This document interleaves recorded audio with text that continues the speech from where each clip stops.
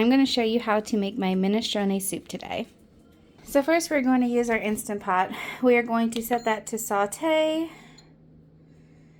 and we're going to put it on high.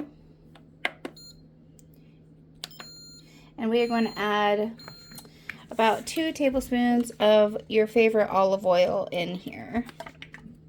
Now I'm going to add 2 cups of diced onion. You guys know my freezer hack makes making soups so much easier. I highly recommend giving it a try. And in it goes. We're going to add just a little pinch of salt while we get these onions to saute. All right, I'm going to go ahead and add in my spices. I've got a teaspoon of garlic powder, a teaspoon of onion powder, a teaspoon of oregano, a teaspoon of thyme, a half a teaspoon of marjoram, and a 1/4 teaspoon of fennel, and a 1/4 teaspoon of red pepper flakes.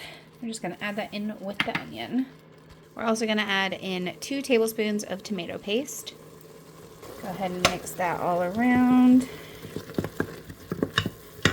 If it starts to stick at all, just use some water to deglaze the pan. I'm going to use my garlic press to press in about 3 cloves of garlic, but as usual, measure your garlic with your heart. Alright, so I just let that saute for a little bit longer, but I think it's good, so we're going to go ahead and turn it off. We're now going to add in the rest of our ingredients. I'm going to add in 2 cups of carrots, 2 cups of celery, and we're going to add in 1 cup of potato. Alright, and we're going to add a cup of frozen corn, and I'm going to add this whole bag of Italian cut green beans. What I love about this recipe is you literally pack it full of vegetables. It's got so many veggies in it, and it's got components that I really like it's going to have beans in it, and it's going to have some pasta. You don't even have to put pasta in this. It's really cool, and it's kind of like a leftover makeover, honestly. Like, you could easily do this with whatever you have. I have 2 cans of dark red kidney beans that I drained and rinsed is going in. I normally only do 1 can, but I need this to be a little bit more substantial. This meal also is very, very, very low in calories normally. Also low in protein. That's why I'm using the kidney beans and a protein pasta to bulk up that protein. But it's a great soup for like end of winter, beginning of spring, because it's still warm and comforting, but it's still really light and not too heavy like you would want in the middle of winter. So now we're going to add our tomatoes here. So I have a can of diced tomatoes. I'm going to add the whole thing, juice and all. And I have a whole can, 28-ounce can of crushed tomatoes. I'm going to add that whole jar, or that whole can in here. As you can see, we are running out of space. Alright, so as you can see, that is quite full. We are not quite at the max line yet, but we're getting there. So I'm going to use the cans that I just dumped in there, the small can of tomatoes, and this can of crushed tomatoes. I'm going to fill them up with water and dump that water in here.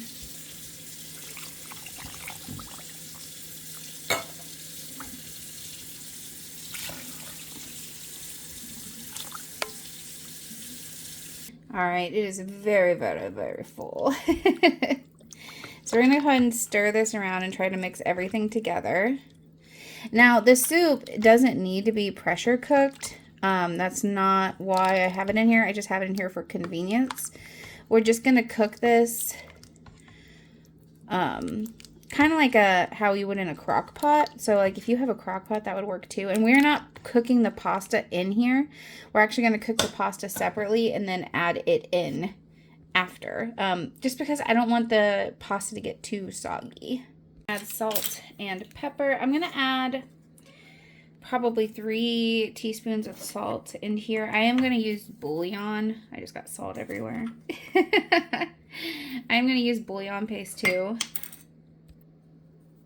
That's there. Actually, I think we're just going to start with a teaspoon of pepper. I think I add 2, but that looks like a lot. So I'm going to add just 1 for now and then see how that goes.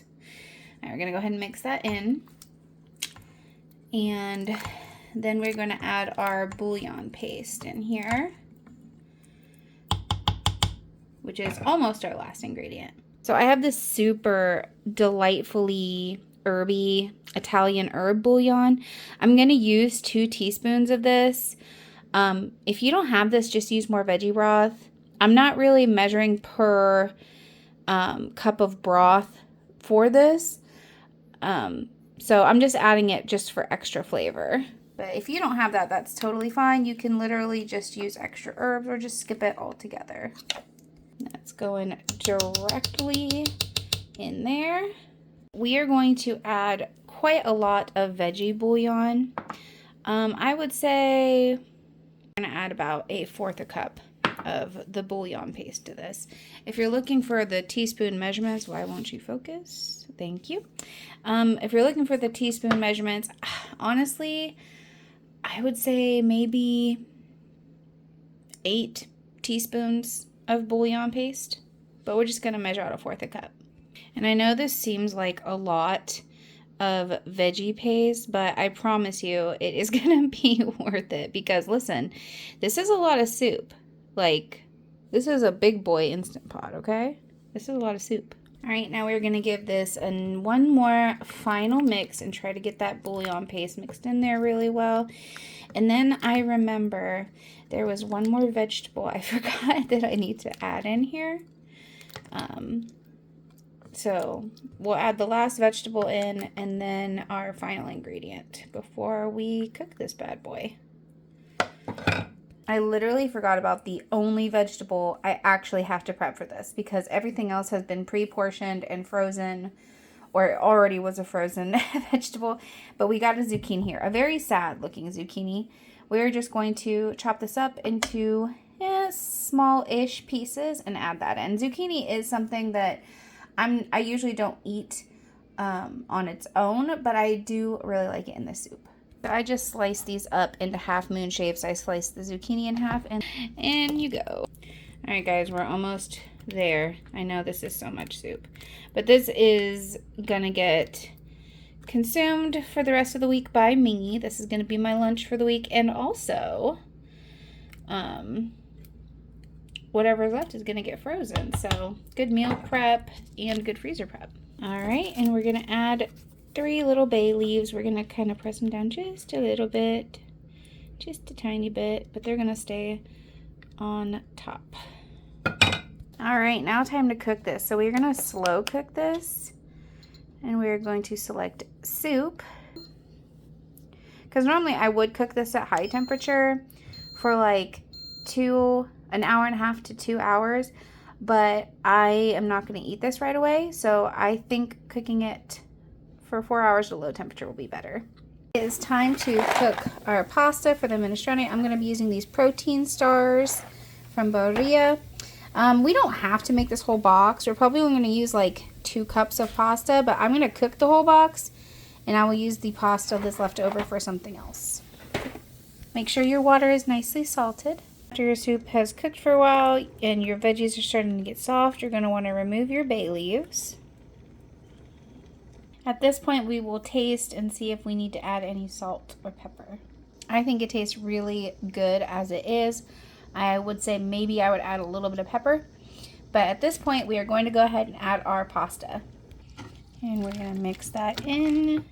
We're going to let it cook for just a couple more minutes till the pasta is al dente. Right, and that sucked up so much of the broth. We're going to add some peas now.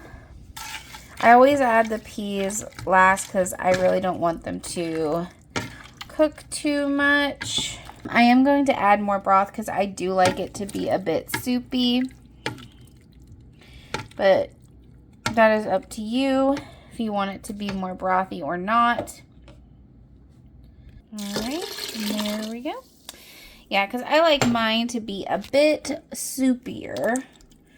There we go. Now we're talking. I added about 4 more cups of veggie broth to this, and it is done. And there she is, guys. This is low-key my favorite soup. It is comforting. It is hearty. It is veggie packed. It always warms me up. It may not be the most filling soup, but that's why we added the extra pasta and the extra beans to make this more nutritionally balanced and filling. So there you go, guys. Minestrone soup.